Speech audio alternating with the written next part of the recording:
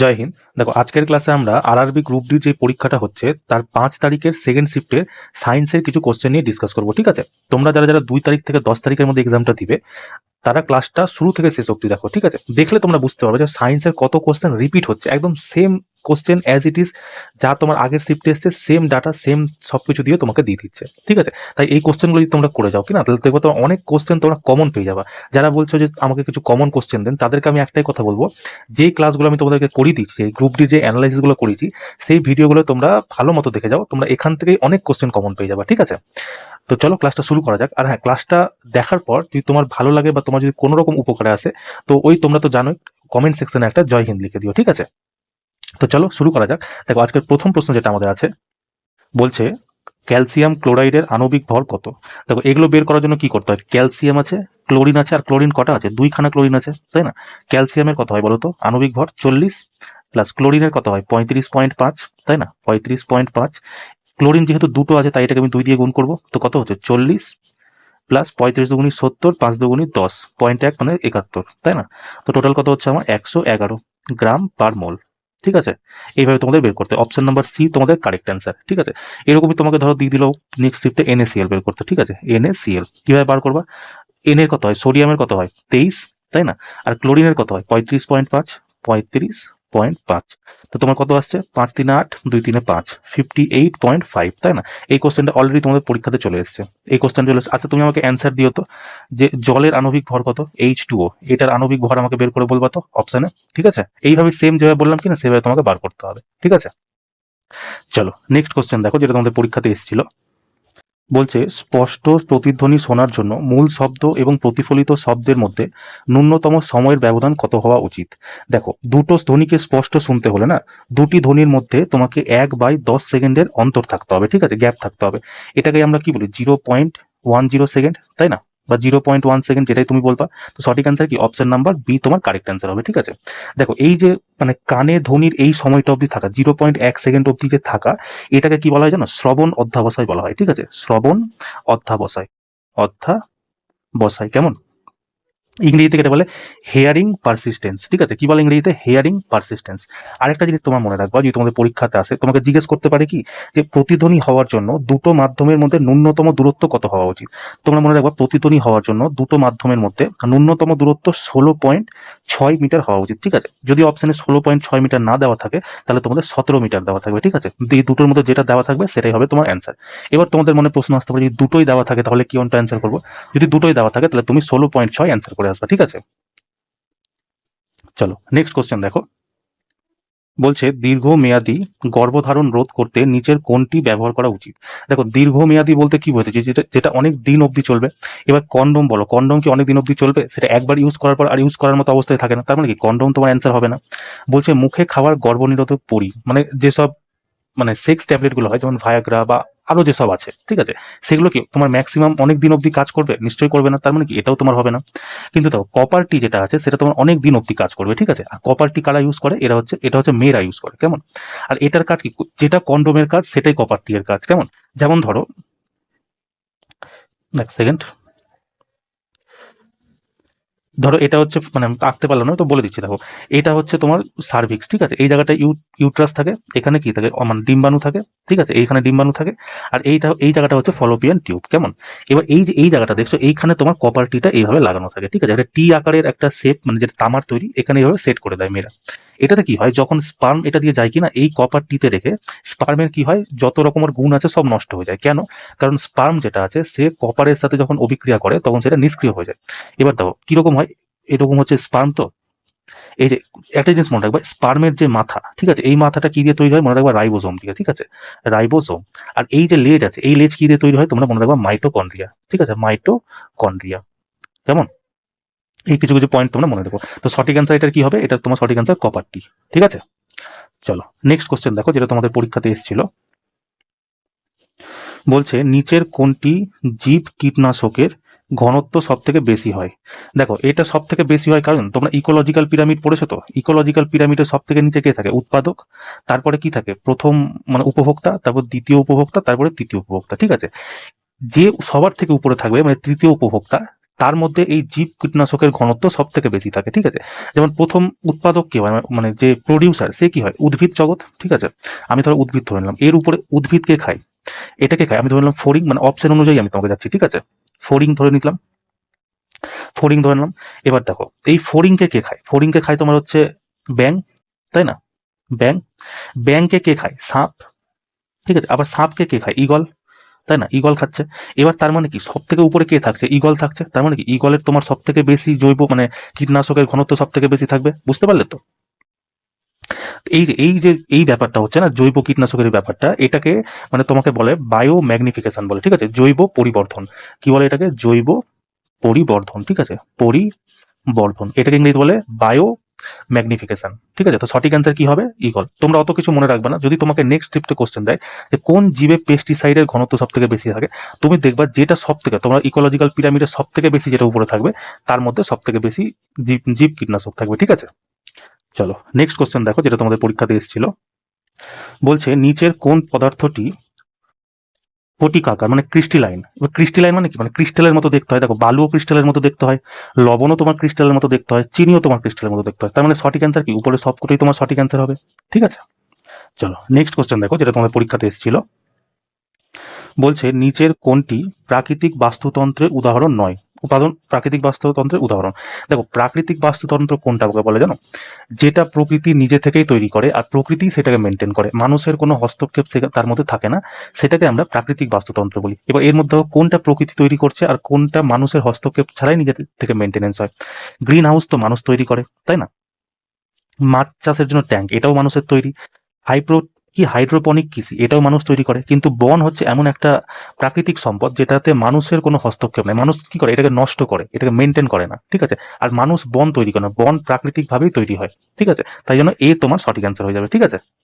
তো মনে রাখবা প্রাকৃতিক বাস্তুতন্ত্র যদি তোমাকে নেক্সট শিফটে দেয়, এটা অপশন ছাড়া যদি অন্য কোনো অপশন দেয়, মনে রাখবা প্রাকৃতিক বাস্তুতন্ত্র মানে ন্যাচুরাল ইকোসিস্টেম কি, যেটা ভগবান দ্বারাই তৈরি হয়েছে, সোজাসুজি মনে রাখবো, যেটা ভগবান দ্বারাই তৈরি হয়েছে সেটাই প্রাকৃতিক, যেখানে মানুষ কোনো রকম হস্তক্ষেপ করতে পারে না, ঠিক আছে। চলো নেক্সট কোশ্চেন দেখো, যেটা তোমাদের পরীক্ষাতে এসেছিল। বলছে কাছাকাছি বসে থাকা দুইজন বন্ধু নিজেদের মধ্যে মহাকর্ষীয় আকর্ষণ বল অনুভব করে না কেন।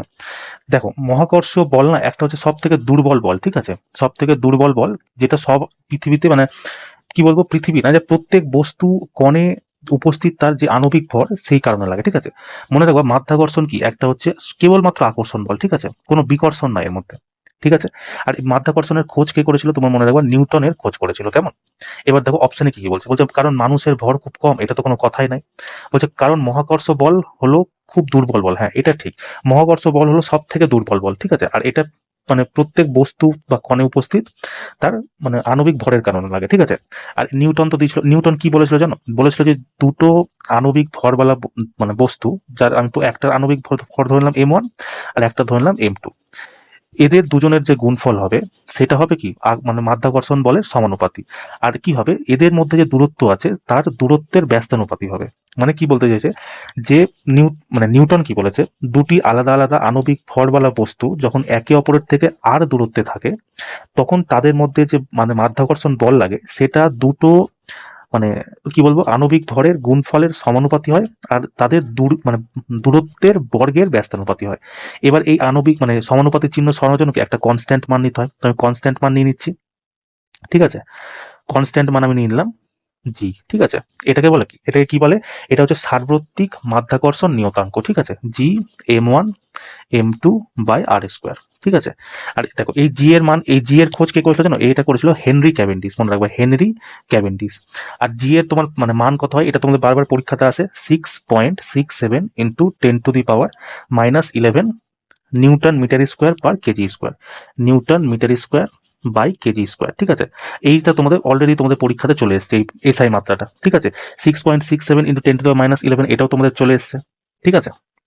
আর কে এটা খোঁজ করেছিল জি এর মান, এটা তোমার বলবো হেনরি ক্যাভেন্ডিশ। আরেকটা জিনিস মনে রাখবা, জি এর মান কিন্তু কোথাও কম হয় না, ঠিক আছে। যেটা সূর্যতে জি এর মান যা পৃথিবীতেও তা, চাঁদেও তা, বৃহস্পতিতেও তা, ঠিক আছে, যে কোনো জায়গাতে কেমন। আর একটা হয় মাধ্যাকর্ষীয় ত্বরণ, ওটাকে আমরা ছোট জি দিয়ে ডিনোট করি, আর ওটার মান কত 9.8 মিটার পার সেকেন্ড স্কোয়ার, ঠিক আছে। এই কিছু কিছু পয়েন্ট তোমরা মনে রেখো, কেমন। চলো নেক্সট কোশ্চেন দেখো, যেটা তোমাদের পরীক্ষাতে এসেছিল। বলছে উপকলা বা আবরণী কলার প্রধান কাজ কি, মানে এপিথেলিয়াল টিস্যুর কাজ তোমাকে বলেছে। দেখো এপিথেলিয়াল টিস্যুর কাজ হচ্ছে তোমার যেসব আমাদের শরীরে ওপেন সারফেস আছে না, ওপেন সারফেস, সেগুলোকে সুরক্ষা প্রদান করা, ঠিক আছে। এই মানে এই এপিথেলিয়াল টিস্যু শরীরের সেসব জায়গাতে পাওয়া যায় যেখানকার যার পৃষ্ঠ কি হয়, ওপেন হয়, মানে এরকম ধরো একটা নল, ঠিক আছে, এই নলের পৃষ্ঠ দেখো ফাঁকা কিনা, এই সব জায়গাতে এপিথেলিয়াল টিস্যু থাকে, ঠিক আছে। যেমন তুমি যদি এক্সাম্পল ধরো ফুড পাইপ, ঠিক আছে, ফুড পাইপ ধরে নাও, আমাদের শ্বাসনালী ধরে নাও, ফলোপিয়ান টিউব ধরে নাও, ঠিক আছে, ফলোপিয়ান টিউব, তারপর তুমি ধরো বিভিন্ন গ্ল্যান্ড ধরে নাও, এয়ার স্যাক্স যেটা হয় বায়ুকোষ, ঠিক আছে, এয়ার স্যাক্স, এগুলোতেও থাকে, ঠিক আছে। বৃক্কে মানে যে কিডনি থেকে, কিডনির যে নল থাকে সেই নলে থাকে, তাই না, এইসব জায়গাতে এপিথেলিয়াল টিস্যু থাকে। তো সঠিক অ্যান্সার কি হবে? দেখো শরীরকে সহায়তা প্রদান করা, একদমই না। বলছি শরীরের সুরক্ষা নিশ্চিত করা এবং উপরিভাগকে ঢেকে রাখা। হ্যাঁ, উপরিভাগ মানে কি, এই যে এর উপরিভাগকে ঢেকে, এই যে মানে ওপেন সার্ফেস আছে না, এর চার সাইডে এপিথেলিয়াল টিস্যু থাকবে, মানে এটাকে কি পুরোপুরি সুরক্ষা দেওয়ার কাজ করবে। মানে বিশেষ করে এটা কোথায়, চামড়ার নিচেও পাওয়া যায়, মনে রাখবো চামড়ার যে আমাদের শরীরে যে গায়ে যে চামড়া আছে তার বাইরের পরতকে কি বলে বলো তো? এপিডার্মিস, ঠিক আছে, এপিডার্মিস, এপিডার্মিস, কেমন? এই কিছু কিছু পয়েন্ট তোমরা মনে রাখো। তো সঠিক অ্যান্সার কি? অপশন নম্বর বি তোমার কারেক্ট অ্যান্সার হবে, কেমন? চলো নেক্সট কোশ্চেন দেখো, যেটা তোমাদের পরীক্ষাতে এসেছিল। বলছে হাইড্রোকার্বন পোড়ালে প্রধানত কি উৎপন্ন হয়? দেখো হাইড্রোকার্বন যেটা আছে না, হাইড্রোকার্বন কি দিয়ে তৈরি? একটা হচ্ছে হাইড্রোজেন দিয়ে তৈরি হয় আর একটা হচ্ছে কার্বন দিয়ে তৈরি, এই দুটো যোগ করে হাইড্রোকার্বন তৈরি হয়। এবার যখন তুমি হাইড্রোকার্বনকে পোড়াচ্ছ তখন এই কি পুড়ে তো এটা বিঘটিত হয়ে যাবে না, বিঘটিত হয়ে যাবে, কার্বন কি করবে? কার্বন ডাই অক্সাইড নির্মাণ করে দিবে, আর যে হাইড্রোজেন আছে সে কি করবে? জল নির্মাণ করে দিবে। এবার তুমি বলবে যে এটা জ্বলবে কি করে, তাই না? সবসময় মনে রাখবো যখন কোনো কিছু পোড়ানোর কথা বলা হবে না বিজ্ঞানে, সেটা সবসময় মনে রাখবা সেটা বায়ুর উপস্থিতিতে পোড়ানো কথা বলা হয়, ঠিক আছে। আর বায়ুর উপস্থিতি মানে কি? অক্সিজেনের উপস্থিতিতে পোড়ানোর কথা মনে হচ্ছে। আর তুমি যে কোনো জিনিসকে পোড়াতে যাবা অক্সিজেন ছাড়া সেই জিনিসটা পুড়বেই না। তার মানে কি এর সাথে যদি অক্সিজেন যুক্ত করে, কার্বন অক্সিজেনের সাথে যুক্ত হয়ে কি করবে? Carbon die oxide. আর হাইড্রোজেন অক্সিজেনের সাথে যুক্ত হয়ে কি করবে? জলের নির্মাণ করবে, ঠিক আছে। তো এই কিছু পয়েন্ট তোমরা মনে রেখো, কেমন? চলো নেক্সট কোশ্চেন দেখো, যেটা তোমাদের পরীক্ষাতে এসেছিল। বলছে উদ্ভিদ প্রজননে কোন ধরনের নিষেচন ঘটে? দেখো এটা একটা ওয়ান লাইনের কোশ্চেন, সোজাসুজি মনে রাখো অভ্যন্তরীণ নিষেচন, ঠিক আছে, আর কিছু মনে রাখতে হবে না। উদ্ভিদ প্রজনন কোন ধরনের নিষেচন ঘটে? অভ্যন্তরীণ নিষেচন ঘটে, কেমন? চলো নেক্সট কোশ্চেন দেখো। বলছে যদি কোনো বৈদ্যুতিক সার্কিটে বিভব বৈষম্য মানে ভোল্টেজ আমাকে দিয়েছে 2, তড়িৎ প্রবাহের মান আমাকে দিয়েছে 0.2 অ্যাম্পিয়ার, তাহলে প্রতিরোধ কত হবে? আমরা কি জানি ভি সমান সমান আই আর, তাই না? এবার দেখো ভি এর মান আমাকে দিয়ে দিয়েছে কত? 2, ঠিক আছে। আই এর মান আমাকে কত দিয়ে দিয়েছে? 0.2, 0.2, আর আমাকে আর জিজ্ঞেস করেছে, তাই না, আর জিজ্ঞেস করেছে। তো এই দুইটাকে যদি আমি এইদিকে নিয়ে আসি তাহলে কি ডিভাইড হয়ে যাবে, তো 2 উপরে আছে নিচে চলে এলো, 0.2 সমান সমান কি আর, এই 2 উঠানোর জন্য উপরে কি একটা 10 যাবে, মানে দশমিক উঠানোর জন্য উপরে কি একটা 10 হবে, এই 2 দিয়ে 2 কেটে গেল, তো সঠিক অ্যান্সার কি হবে? 10 ওহম তোমার সঠিক অ্যান্সার হবে, ঠিক আছে। যে সিম্পল সিম্পল নিউমেরিক্যাল তোমাদের আসছে, অত ভয় পাওয়ারই কিছু নেই, একদম হালকা হালকা, যেমন এইগুলো আসবে। তারপর তোমাকে দিয়ে দেবে কি এফ সমান সমান এম এ, ঠিক আছে, এটা তোমাকে জিজ্ঞেস করছে। বা তোমাকে সিরিজে জিজ্ঞাসা করছে, যে একটা সিরিজে আছে 4-5টা তোমাকে প্রতিরোধ দিয়ে দিচ্ছে, বলবে এবার তোমার টোটাল প্রতিরোধ কি হবে। সিরিজে কি হয়, সবটা প্রতিরোধকে যোগ করে দিতে হয়। আর যদি প্যারালাল জিজ্ঞাসা করে তাহলে কি ডিভাইড মানে 1/r করে দিতে হয়, তাই না। যদি সিরিজে জিজ্ঞাসা করে তাহলে কি হবে? R1 প্লাস R2 এরকম চলতে থাকবে। আর যদি প্যারালালে জিজ্ঞাসা করে 1/r1 প্লাস 1/r2, ঠিক আছে, এরকম এই ধরনের সোজা সোজা নিউমেরিক্যাল আসছে, তো চাপ নিও না, কেমন? চলো নেক্সট কোশ্চেন দেখো, যেটা তোমাদের পরীক্ষাতে এসেছিল।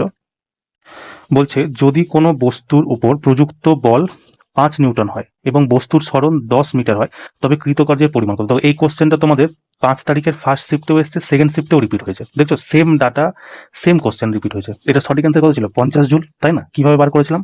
ডাব্লিউ সমান সমান কি হয়? এফ এস, তাই না। এফ এর মান আমাকে দিয়ে দিয়েছে 5, এস আমাকে দিয়ে দিয়েছে 10, তো 5 10 কত হয়? 50। দেখছো তো কিরকম প্রশ্ন রিপিট হচ্ছে, একদম সেম ডাটার কোশ্চেন রিপিট হচ্ছে। তোমরা পরীক্ষা দিতে যাবা নিশ্চিন্তে পরীক্ষা দাও, একদম পরীক্ষা তোমরা যা প্রিপারেশন নিয়েছো খুব ভালো প্রিপারেশন আছে, একদম ভয় পাবা, ওখানে গিয়ে শুধু ঘাবড়ে যাবে না, ঠিক আছে। চলো নেক্সট কোশ্চেন দেখো।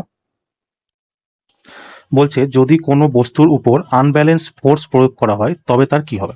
দেখো একটা মানে বল কিরকম হয়, দুই প্রকার, একটা ব্যালেন্স ফোর্স, একটা আনব্যালেন্স ফোর্স। প্রথমে ব্যালেন্স ফোর্স বলে মানে আনব্যালেন্স ফোর্স বলেই তারপর ব্যালেন্স ফোর্স বলছি। দেখো এটা একটা বস্তু, ঠিক আছে, এই বস্তুর উপর আনব্যালেন্স ফোর্স মানে যে কোনো বল বিপরীত দিকে লাগে, ঠিক আছে। আনব্যালেন্স ফোর্স কি হয়, একটা বল এইদিকে এই সাইডে লাগবে, একটা হচ্ছে এইদিকে লাগবে, কেমন? এবার এইদিকে আনব্যালেন্স মানে কি, এইদিকে থাকবে ধরো তোমার 10 নিউটন, ঠিক আছে, এইদিকে থাকবে তোমার 20 নিউটন, ঠিক আছে। এবার তুমি বলো যদি এই মানে একজন এইদিকে টানছে আর একজন এইদিকে টানছে, তাহলে এটা তোমার কি হবে? বস্তু কি স্থির অবস্থায় থাকবে? একদমই না। বলছে বস্তুর গতিপথের দিক অথবা তার গতির পরিবর্তন হবে। চলো এটাকে আমি মানে হোল্ডে রাখছি, নেক্সট অপশন দেখছি। বলছে বস্তুর ভর বেড়ে যাবে, এটা টানাটানি করলে কি বস্তুর ভর বেড়ে যাবে? কখনোই না। বলছে বস্তুর আকার বদলে যাবে কিন্তু গতির পরিবর্তন হবে না, এটা হবে না, এটা হবে তোমার ব্যালেন্স ফোর্সে, ঠিক আছে, ব্যালেন্স ফোর্স।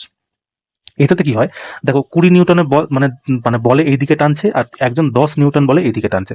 তার মানে কি এই দিকে যে টানছে 20 নিউটন বলে সে বেশি জোরে টানবে। মানে ধরো তুমি এদিক থেকে কাঞ্চন মল্লিক টানছে আর এদিক থেকে সালমান খান টানছে, তো জিতবে কে? সালমান খান অবভিয়াসলি। তার মানে কি এই বস্তুটা এখান থেকে কি এদিকে সরে যাবে।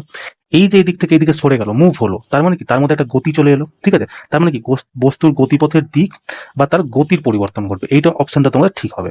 আর দেখো বস্তুর আকার বদলে যাবে কিন্তু গতির পরিবর্তন হবে না, এটা ব্যালেন্স ফোর্সে হবে। কি হয় দেখো, ব্যালেন্স ফোর্সে আছে, এটা একটা বস্তু আছে, তো এইদিকেও তোমার মানে 20 নিউটনের বল লাগানো হচ্ছে, এই দিক থেকে টানার সময় 20 নিউটনের বল লাগানো হচ্ছে।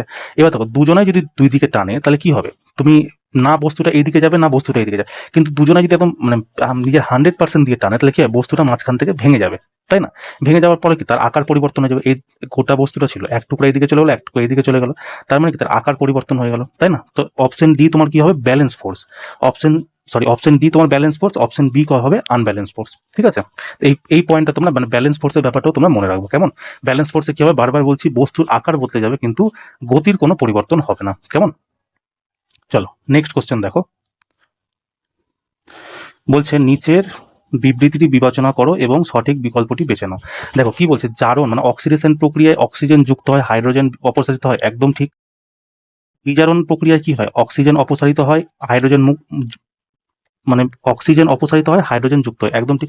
আমি তোমাদেরকে দেখো মনে করো লোয়ে গোয়ে পড়েছিলাম, লোয়ে আর হচ্ছে গোয়ে, তাই না? লস অফ ইলেকট্রন এটা কি হয়, অক্সিডেশন। গেইন অফ ইলেকট্রন এটা কি হয়, বিজারণ মানে রিডাকশন। এই পয়েন্টটা তোমাকে বলেছিলাম, তাই না? তো এই দুটো থেকে তোমার প্রশ্ন এসছে, এই দুটো আপাতত ঠিক আছে। এবার দেখো বলছে রেডক্স অভিক্রিয়া জারণ এবং বিজারণ উভয়ের সাথেই ঘটে, একদম ঠিক। রেডক্স অভিক্রিয়া একমাত্র অভিক্রিয়া যেখানে জারণ আর বিজারণ একসাথে ঘটে। আর একটা জিনিস তোমার মনে রাখবে, রেডক্স অভিক্রিয়া যে আছে না, সেটা হচ্ছে ডবল ডিসপ্লেসমেন্ট যে অভিক্রিয়া হয়, সেটাকে মানে সেই ডবল ডিসপ্লেসমেন্ট অভিক্রিয়াটাও একটা রেডক্স অভিক্রিয়া ডবল ডিসপ্লেসমেন্ট অভিক্রিয়ারই একটা রূপ। ঠিক আছে, যেখানে জারণ বিজারণ দুটো হয়, মানে কি অক্সিজেন যুক্ত হয় আবার অক্সিজেন মুক্তও হয়। ঠিক আছে, মানে হাইড্রোজেন যুক্ত হয় হাইড্রোজেন মুক্ত হয়, এটাই। তার মানে কি অপশন তিনটাই ঠিক আছে, অপশন নাম্বার ডি তোমার কারেক্ট অ্যান্সার, তাই না? মানে 1 2 3 তিনটাই সঠিক। ঠিক আছে, তো এই জিনিসটা তোমরা মনে রাখবে। লোয়ে গোয়ে তোমাকে ধরো এরকম একটা দিয়ে দিবে, ঠিক আছে? তোমাকে কিরকম পরীক্ষা দিবে, যে ধরো এরকম প্লাস দিয়ে দিল, ঠিক আছে? বলবে এটাতে কি হচ্ছে, মানে জারিত হচ্ছে না বিজারিত হচ্ছে। তুমি মনে রাখবা যে এই যে প্লাস চিহ্ন মানে কি কোনো কিছুকে দান করে দেওয়া, ঠিক আছে? আর মাইনাস চিহ্ন মানে কি কোনো জিনিসকে গ্রহণ করে নেওয়া। ঠিক আছে, ধরো অক্সিজেনের কথা বললো, সাপোজ আমি এখানে অক্সিজেন আছে, এটা প্লাস আছে, তার মানে কি অক্সিজেন সে দান করলো। ঠিক আছে, যেহেতু অক্সিজেন সে মানে লস করে দিল, তাই না? নিজের কাছ থেকে লস করে দিল, দিয়ে দিল কবে, তার মানে সেটা কি হবে, জারণ হয়ে যাবে। ঠিক আছে, এখানে দেখো অক্সিজেন গ্রহণ করছে, তার মানে কি এটা বিজারণ হয়ে যাবে। ঠিক আছে, এই কোশ্চেনটাও তোমার রাখবো, কারণ এই কোশ্চেনটা তোমার অলরেডি এসছে পরীক্ষাতে, তাই জন্য তোমাকে বলে দিলাম। কেমন? চলো নেক্সট কোশ্চেন দেখো, যেটা তোমাদের পরীক্ষাতে এসেছিল। বলছে অবতল দর্পণে যদি কোনো আলোক রশ্মি প্রধান ফোকাস দিয়ে পার হয় তাহলে প্রতিফলনের পর সেটি কোন পথ হয়ে যাবে। দেখো এটা তো একদম বেসিক কোশ্চেন আছে, এটা একটা অবতল দর্পণ, তাই না? এটা একটা অবতল দর্পণ, এখানে কি থাকে, পোল, এখানে থাকে ফোকাস, এখানে থাকে সেন্টার অফ কার্ভেচার। এটা হচ্ছে ফোকাস, সেন্টার অফ কার্ভেচার। কি বলছে, একটা আলোক রশ্মিকে প্রধান ফোকাস হয়ে নিয়ে যাওয়া হলো, আমি একটা আলোক রশ্মিকে প্রধান ফোকাস হয়ে নিয়ে গেলাম, ঠিক আছে? এবার এখানে যে ধাক্কা লাগলো, এখান থেকে প্রতিফলিত হবে, প্রতিফলিত হওয়ার এইভাবে বেরিয়ে যাবে আলোটা, তাই না? দেখো এই যে কিরণটা এদিক দিয়ে যাচ্ছে, ফোকাস হয়ে যাচ্ছে, প্রতিফলিত হওয়ার পর এইভাবে বেরিয়ে যাচ্ছে। তো এই যে জিনিসটা বেরাচ্ছে, দেখো এটা হচ্ছে প্রধান অক্ষ মানে প্রিন্সিপাল অ্যাক্সিস, এর সমান্তরেই না আছে। তার মানে কি প্রধান মানে কোনো আলোক রশ্মি অবতল দর্পণে ফোকাস হয়ে পার হওয়ার পর সেটা প্রধান অক্ষের সমান্তর হয়ে পার হয়। এবার দেখো কোথায় অপশনটা আছে, বলছে একই ফোকাস দিয়ে যাবে, একদম না। বক্রতা কেন্দ্রে দিয়ে যাবে, একদম না। দর্পণের মেরু দিয়ে যাবে, একদম না। প্রধান অক্ষের সমান্তরাল হয়ে যাবে। দেখো অপশন নাম্বার এ ডি তোমার কারেক্ট অ্যান্সার আছে। ঠিক আছে, আমি তোমাদেরকে অনেকবার বলেছি যে আমি তোমাকে অবতল দর্পণ, উত্তল দর্পণ, অবতল লেন্স, উত্তল লেন্স, প্রজনন তন্ত্র, এই 4টা টপিক পড়ে দিচ্ছি। তোমরা এই 4টা টপিক পড়ে যাও, তোমাদের এই 4টা টপিক থেকে যদি কোনো প্রশ্ন আসে সেটা একদম ছুটবে না। ঠিক আছে, একদম গ্যারেন্টি করে দিলাম, তুমি পড়ে যাও, তুমি আমাকে পরীক্ষা দিয়ে এসে বলবা তোমার কোনো কোশ্চেন ওখান থেকে ছুটছে কিনা। আমি তোমাকে ততটুকুই বলে দিচ্ছি যতটুকু থেকে পরীক্ষায় কোশ্চেন আছে, নাহলে তো বলা তো লাইট চ্যাপ্টার তো বিশাল বড় চ্যাপ্টার, তাই না? লাইটের একটা ছোট্ট অংশ হচ্ছে অবতল দর্পণ, উত্তল দর্পণ। ঠিক আছে, তো তোমরা একবার পরীক্ষা দিতে যাওয়ার আগে ক্লাসটা করে যেও। কেমন? চলো নেক্সট কোশ্চেন দেখো। বলছে যখন আমরা চলন্ত কোনো যানবাহনে বসে বাইরের তারগুলোকে দেখি তখন সেগুলো দুলছে বা কাঁপছে বলে মনে হয়, এটা কেন মনে হয়? তো এই কোশ্চেনটা তুমি অপশন থেকেই ছেড়ে বার করে দিবা সঠিক অ্যান্সার। দেখো প্রতিফলন কি হয়, প্রতিফলন হয় যেই মাধ্যমে ধাক্কা খাচ্ছে সেই মাধ্যমেই ফিরে আসছে, তার মানে কি এটা তো অ্যান্সার হবে না। বলছে ব্যতিচার মানে ইন্টারফারেন্স কি হয়, যখন দুটো সমান কম্পনওয়ালা আলো একে অপরকে কি করে আধ্যারোপিত করে, মানে এই একটা আলো আছে ধর এরকম যাচ্ছে, আর এই একটা আলো আছে এরকম আছে, ঠিক আছে, এই যে এটা 1 নম্বর আলো ধরে নিলাম, এটা 2 নম্বর আলো ধরে নিলাম, ঠিক আছে, দুটো আলো বা সমান কম্পনওয়ালা আলো যখন একে অপরকে আধ্যারোপিত মানে কাটে আর কি, ঠিক আছে, তখন তীব্রতা কি হয়, কোথাও সব থেকে বেশি হয়ে যায় আর কোথাও তীব্রতা কি হয় একদম শূন্য হয়ে যায়, ঠিক আছে। এই যে এই পুরো ঘটনা চক্রটা হচ্ছে, এই ঘটনা চক্রটাকে আমরা কি বলি, ইন্টারফারেন্স বলি। আর এই যে যেই জায়গাটায় মানে মানে কি বলবো তীব্রতা সব থেকে বেশি হয় সেটাকে আমরা কি বলি, সমপসী, সমপসী, ঠিক আছে। আর যেখানে এই মানে কি বলবো যেখানে একদম আছে কোনো তরঙ্গ মানে কম্পন বা কোনো তীব্রতা সব থেকে কম, সেটাকে আমরা কি বলি, বিনাশী, ঠিক আছে, বিনাশী, ঠিক আছে। তো তার মানে কি ইন্টারফারেন্সে তোমার হবে না। প্রতিসরণ কি হয় দেখো, প্রতিসরণ হয় কি একটা মাধ্যমে প্রবেশ করে, মানে একটা মাধ্যম থেকে অন্য মাধ্যমে প্রবেশ করে, ঠিক আছে। এবার একটা মাধ্যম থেকে অন্য মাধ্যমে প্রবেশ করলে মানে তারগুলো নাচবে বা দুলবে এর কোনো কোনো সম্পর্ক আছে, তার মানে এটাও তোমার হবে না। সঠিক অ্যান্সার কি হয়ে যাবে, অপবর্তন মানে ডিফ্র্যাকশন তোমার সঠিক অ্যান্সার হয়ে যাবে, ঠিক আছে। তো এইভাবে তোমরা অপশন ছেড়েও বাতিল দিতে পারো, তাই না। চলো নেক্সট কোশ্চেন দেখো, যেটা তোমাদের পরীক্ষাতে এসেছিল। বলছে যখন কোনো পরিবাহীর মধ্য দিয়ে বিদ্যুৎ প্রবাহিত হয় তখন তার চারপাশে কি উৎপন্ন হয়। দেখো যখন কোনো পরিবাহীর মধ্যে দিয়ে বিদ্যুৎ দ্বারা পরিবাহিত হয় কিনা তখন তার পাশে চৌম্বক ক্ষেত্রের নির্মাণ হয়। আর এটা কে বলেছিল মনে রাখবা, বিজ্ঞানী অরস্টেড এই কথাটা বলেছে, ঠিক আছে, অরস্টেড এই কথাটা বলেছে। চলো এটা তো ওয়ান লাইনার ছিল, এটা তো কিছু বলার নাই সেরকম। মনে রাখবা কি, যদি কোনো এটা ধরো একটা বিদ্যুৎ পরিবাহী আছে, এর মধ্যে দিয়ে বিদ্যুৎ ধারা প্রবাহিত হচ্ছে, তো এর চারপাশে কি হয়ে যাবে, বিদ্যুৎ মানে চৌম্বক ক্ষেত্রের নির্মাণ। মানে তুমি দেখো না কোথাও ধরো শর্ট সার্কিট বা এই জন্যই আমাদেরকে কি বলে, তুমি কোনো প্লাগে বা কোনো কিছুতে হাত দিবা না। তোমার যদি মানে এটা টেস্ট করার ইচ্ছা থাকে, যেখানে বাল্ব লাগানো হয় কিনা বাল্বের হোল্ডারের মধ্যে যখন কারেন্ট দেওয়া থাকবে তখন আঙুল ঢুকিয়ে দেখবা, বুঝে যাবা কেমন জিনিস, ঠিক আছে। চলো নেক্সট কোশ্চেন দেখো। বলছে কোষের প্লাজমা পর্দার প্রধান বৈশিষ্ট্য কি। দেখো প্লাজমা পর্দা তোমার হয় সেমি প্যারামেবল হয়, ঠিক আছে, মানে কি অর্ধভেদ্য বা নির্বাচনী ভেদ্য। এটা কি হয়, সমস্ত জিনিসকে তোমাকে কোষের ভেতর যেতেও দেয় না আর সমস্ত জিনিসকে তোমার কোষ থেকে বাইরেও আসতে দেয় না। যতটুকু দরকার, যতটুকু যাওয়া দরকার, যতটুকু আসা দরকার ততটুকুকেই এই যেতে বা আসতেও দেয়, ঠিক আছে। সেই জন্য এটাকে সেমি প্যারামেবল বলা হয়, ঠিক আছে। দেখো এখানে লিখেও দিচ্ছি, কোষ প্লাজমা পর্দা বাইরের পরিবেশ থেকে পৃথক করে। এই পর্দা কিছু পদার্থকে ভেতরে বা বাইরে যেতে দেয়, অন্যগুলোকে আটকে দেয় এবং একে নির্বাচনীভাবে প্রবেশযোগ্য বলা হয়। এই বৈশিষ্ট্যের কারণে অভিস্রবণ এবং প্রসারণের মতো প্রক্রিয়াগুলি সম্ভব হয়। সুতরাং কোষের প্লাজমা পর্দা কি হলো, আধাভেদ্য মানে অর্ধভেদ্য হয়, ঠিক আছে। চলো নেক্সট কোশ্চেন দেখো, যেটা আমাদের পরীক্ষাতে এসেছিল। বলছে CH3 আণবিক সংকেতযুক্ত যৌগের IUPAC নাম কি। দেখো এটা হচ্ছে 2,2-ডাইমিথাইল প্রোপেন, ঠিক আছে। এটা তো ওয়ান লাইনার কোশ্চেন, এটা তো তোমার কিছু বলার কিছু নাই, তো এই জিনিসটা তোমার মনে রাখবো, তখন লিখেও দিয়েছি সঠিক অ্যান্সার, ঠিক আছে। চলো আজকে আমাদের লাস্ট কোশ্চেন দেখো, যেটা আমাদের আছে। বলছে বিদ্যুৎ মোটর ড্যাশ তত্ত্বের উপর ভিত্তি করে কাজ করে। দেখো বিদ্যুৎ মোটরে ম লেখা আছে, মানে এটা ফ্লেমিং এর বাম, মনে রাখবো বাম হস্ত দিয়ে মোটর, ঠিক আছে, দুটাতেই ম লেগে আছে, তার মানে কি ডান হস্ত সেটা হবে না, ডান হস্ত তোমার হবে না। এবার দুটো বাম হস্ত আছে, দেখো এবার কি বলছে, এটি ড্যাশ শক্তিকে ড্যাশ শক্তিতে রূপান্তরিত করে। মোটর কি করে, বিদ্যুৎ শক্তিকে যান্ত্রিক শক্তিতে রূপান্তরিত করে, তাই না। তো সঠিক অ্যান্সার কি হবে, তোমার অপশন নাম্বার ডি তোমার কারেক্ট অ্যান্সার হয়ে যাবে, ঠিক আছে। দেখো আর দেখো ফ্লেমিং এর ডান হস্ত নিয়মে কি করে, ডান হস্ত এই যে এই জিনিসটা দেখছো না, এটা হচ্ছে তোমার জেনারেটর, ঠিক আছে, জেনারেটর মনে রাখবে। এইভাবে মনে রাখবে, বামে ম আছে, মতে মোটর আছে, ঠিক আছে। তো বাম হস্ত নিয়ম কিসের জন্য করে, মোটরের সিদ্ধান্ত, মানে বাম হস্তের নিয়মের সিদ্ধান্তে কি চলে, মোটর, আর ডান হস্তে কি চলে, জেনারেটর, ঠিক আছে। চলো এই 5 তারিখের এই 19খানা কোশ্চেন আমার কাছে অ্যাভেলেবেল ছিল, যেটা আমি তোমাদেরকে করিয়ে দিলাম, ঠিক আছে। আজকে দেখো আমি তোমাদেরকে মানে একটা স্টুডেন্টকে আমি বলে দিয়েছিলাম কি যে হ্যাঁ রাত্রেবেলা আমি সায়েন্সের একটা ভিডিও আপলোড করব, তাই আমি এই ভিডিওটা বানালাম, কেমন। নাহলে এই মানে মানে বানালাম বলতে কি, আমি এমনিও বানাতাম, কিন্তু এত কম কোশ্চেন আমি বানিয়ে দিলাম, কারণ অনেক লম্বা ভিডিও হয়ে গেল না, অনেক সময় লেগে যায় বানাতে, তারপর সেটাকে আপলোড করতেও অনেক সময় লেগে যায়। তো আমি তো অনেক বড় ভিডিও বানাতাম, তো হয়তো আজকে আমি আপলোড করতেই পারতাম না, ঠিক আছে। সেই জন্যই আমি আজকে কম কোশ্চেনের মানে ভিডিও বানালাম। আজকে আমরা কি 5 তারিখের সেকেন্ড শিফটের সায়েন্সের কোশ্চেন করলাম। দেখো আমি প্রথম দিন থেকে মানে আমি যেদিন প্রথম ভিডিও আপলোড করি সেদিন আমি 9th ডিসেম্বরে ফার্স্ট শিফট থেকে কোশ্চেন আপলোড করা শুরু করি। 9th ডিসেম্বর থেকে 9th জানুয়ারি আমি মানে ম্যাক্সিমাম 90% সব শিফট কভার করে দিয়েছি। ফার্স্ট ফেজ যেটা শুরু হয়েছিল সেটা 27 তারিখ থেকে 5 তারিখের অবধি চলেছিল, ঠিক আছে। সেকেন্ড ফেজ তোমার 8 তারিখ থেকে শুরু হয়েছিল। তো 5 তারিখের আমার দেখো 5 তারিখের সেকেন্ড শিফট হয়ে গেল, থার্ড শিফট বাকি আছে, আর আমার বাকি আছে কি 8 ডিসেম্বরের 3টা শিফট বাকি আছে, ঠিক আছে। তো আমরা তো আজকে যেহেতু একটাই শিফটের আমি করালাম তাই মাত্র 19টা কোশ্চেন হয়েছে। আমরা চেষ্টা, আর তো তোমাদের বেশি দিন সময় নয়, 2 তারিখেই তোমাদের পরীক্ষা শুরু হয়ে যাবে, মানে আমি চেষ্টা করবো 1 তারিখের আগে বা 1 তারিখের মধ্যেও তোমার যে 8 তারিখের যে মানে শিফট আছে, 3টা শিফট, 8 তারিখের 3টা শিফট আর 5 তারিখের 3rd শিফট, ঠিক আছে? এই মিলিয়ে মোটামুটি ধরো 40-50টার মতো তোমার সায়েন্সের কোশ্চেন আছে, বা তার থেকে একটু বেশিই আছে ধরো। সেই কোশ্চেনটা আমি মানে চেষ্টা করবো আপলোড করে দেওয়ার, ঠিক আছে? তোমরা সেই ক্লাসটা করে যেও। আর যদি তোমাদের মানে ধরো রিভিশন করতে হয়, তো রিভিশনের জন্য আমি পুরনো যেসব তোমাকে ক্লাস দিয়ে এসেছি সেই ক্লাসগুলোই তোমরা পরীক্ষার আগে ভালো মতো দেখে যেও, ঠিক আছে? আর অনেকে আমাকে বলছো যে ম্যারাথন ক্লাস দিতে, তো ম্যারাথন ক্লাস দিয়ে কি হবে বলো? আমি ম্যারাথন ক্লাসে সেই কোশ্চেনগুলোই করাবো যেগুলো আমি অলরেডি করিয়ে দিয়েছি। তো তুমি সেম জিনিস আবার নতুন করে কি দেখো? তার থেকে ভালো তুমি পুরনো জিনিসই দেখো, তাই না? আর এখন তুমি ব্যাপারটা হচ্ছে নতুন কোনো জিনিস পড়তে চাও না, আর তোমার কাছে কত 2-3 দিন সময় আছে। এই 2-3 দিন তুমি নতুন জিনিস পড়ে কি করবে বলো? তার থেকে ভালো যেটা তোমার অলরেডি পড়া আছে, যেই টিচারের কাছে তুমি পড়েছো সেই টিচার তোমাকে নোটস তো দিয়েছে না, সেই নোটসটা তুমি ভালো মতো করে রিভিশন করো। আর পরীক্ষা দিতে যাওয়ার আগে তো যদি তোমার কাছে সময় থাকে, তাহলে আমার ভিডিওগুলো একবার ফার্স্ট চালিয়ে দেখে নিও। তাতে কি তোমার অনেক কোশ্চেন মানে যদি একদম কমন চলে আসে ওখানে, কারণ কোশ্চেন আমি তোমাকে 100% লিখে দিচ্ছি। কোশ্চেন আমি তোমাকে যতগুলো শিফট করেছি সেখান থেকে তুমি সায়েন্স আর কারেন্ট অ্যাফেয়ার্স দুটো ক্লাসেরই অনেক কোশ্চেন রিপিট পাবা। তা তোমরা পরীক্ষা দিয়েছে আমাকে জানিও যে তোমরা রিপিট পাচ্ছ কিনা, ঠিক আছে? আমার মনে হয় আমি 100% বলছি রিপিট, কারণ আমি তো প্রতিদিন কোশ্চেন করাচ্ছি না, আমি প্রতিদিন দেখতে পাচ্ছি যে প্রতিদিনের কোশ্চেন আমি একই কোশ্চেন। সায়েন্স আমি বলেছি না, প্রথম দিন থেকে আমি বলে আসছি যে সায়েন্সের কোশ্চেন আমার মনেই হয় না যে আমি নতুন কোনো কোশ্চেন করাচ্ছি, সেই পুরোনো কোশ্চেনই ঘষে মেজে দিচ্ছে, ঠিক আছে? তাই তোমরা একদম চাপ নিও না, পরীক্ষাটা তোমাদের খুবই ভালো হবে তোমরা যদি ক্লাসগুলো করে থাকো, ঠিক আছে? একদম চাপ নিব না, বিন্দাস পরীক্ষা দাও, ঠিক আছে? তো চলো দেখা হচ্ছে নেক্সট ক্লাসে। জয় হিন্দ।